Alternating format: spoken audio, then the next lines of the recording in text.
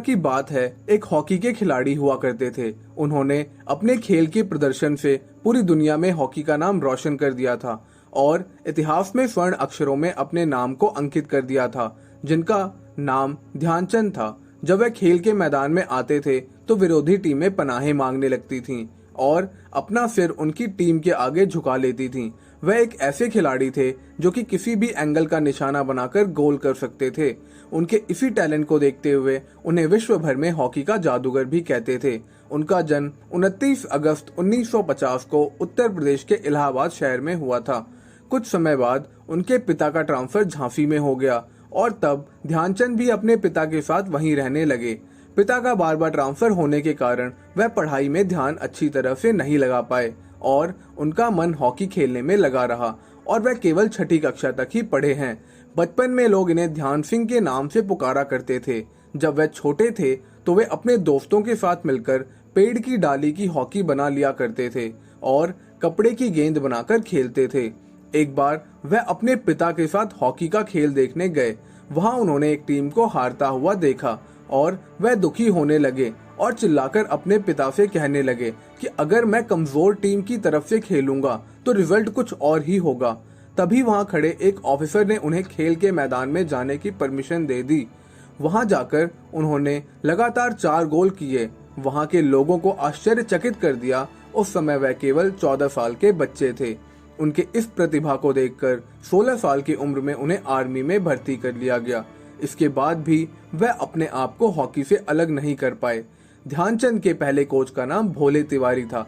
क्योंकि आर्मी में कार्यरत होने के कारण उनके पास हॉकी खेलने का समय नहीं होता था, पर फिर भी उन्होंने हार नहीं मानी और उस समय वे रात को चांद की रोशनी में हॉकी खेला करते थे।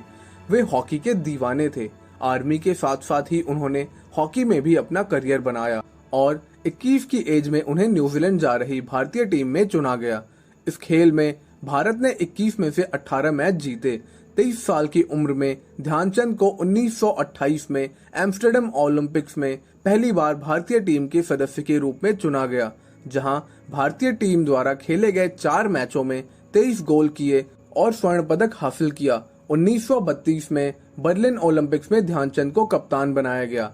15 अगस्त 1936 को हुए मैच में भारत ने जर्मनी को 8-1 से हरा दिया और गोल्ड मेडल जीता। इस मैच को जर्मनी का हिटलर भी देख रहा था और जब खेल खत्म हुआ तो उसने ध्यानचंद से मिलने की इच्छा जताई और उनसे मिलकर उसने बहुत तारीफ की।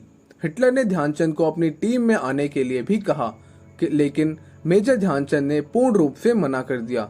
1932 में भारतीय टीम ने 37 मैच खेले और 338 गोल किए, जिसमें से 133 गोल अकेले ध्यानचंद जी ने किए। इनमें से 11 पर ध्यानचंद का नाम लिखा था। इंटरनेशनल मैचों में 300 गोल का रिकॉर्ड भी ध्यानचंद के खाते में ही जाता है। उन्होंने अपने हॉकी के जीवन में इतने गोल किए जितने गोल खिलाड़ी अपने पूरे जीवन के दौरान नहीं कर पाते। उनके ऐसे करिश्माई खेल से हॉलैंड में उनकी हॉकी को तोड़कर देखा गया कि कहीं उसमें मैग्नेट तो नहीं लगी है।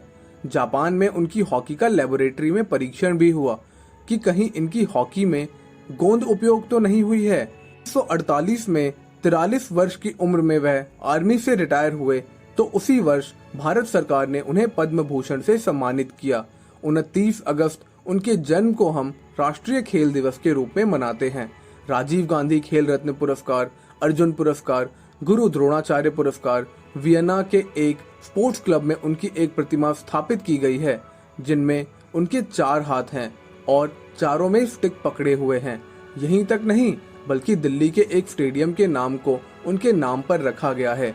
मेजर ध्यानचंद भारतीय ओलंपिक संघ द्वारा उन्हें शताब्दी का खिलाड़ी कहा गया है और अभी हाल ही में राजीव गांधी खेल रत्न अवार्ड का नाम बदलकर मेजर ध्यानचंद खेल रत्न अवार्ड भी किया गया है। दोस्तों, अगर आपको मेजर ध्यानचंद की यह स्टोरी अच्छी लगी हो तो एक लाइक तो बनता है।